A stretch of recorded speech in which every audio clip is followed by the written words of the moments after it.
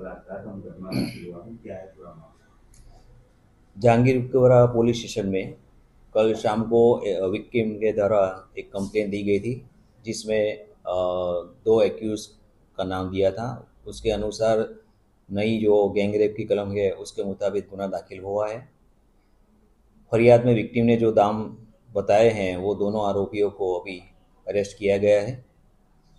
Victim ने बताया था कि उसको एक बीच पे ले गए थे, फिर वहाँ पे उसको जो कोल्ड ड्रिंक दिया उसमें कोई ऐसा डाला हुआ था कि उसको फिर नशा हो गया था।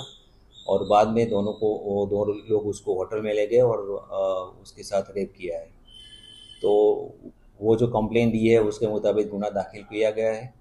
दो आरोपी को हाल में अरेस्ट किया गया है और आगे की जो एविडेंस लेने की कार्यवाही है वो अभी चालू में है। जो दो अपराधी पकड़े गए हैं, क्या उनका इतिहास है, किस तरह से वो उनसे संपर्क है? अभी जो पकड़े गए वो उनका कोई गुनाहित रिकॉर्ड अभी तक कोई आया नहीं है, लेकिन दोनों उसके परिचित है और आसपास में ही रहने वाले हैं, एक दूसरे की पहचान वाले ही हैं दोनों।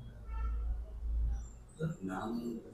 अ, दो आरोपी जो है वो अभी अरेस्ट किए गए हैं, उसमें एक का नाम आदित्य है और दूसरे का नाम गौरव है।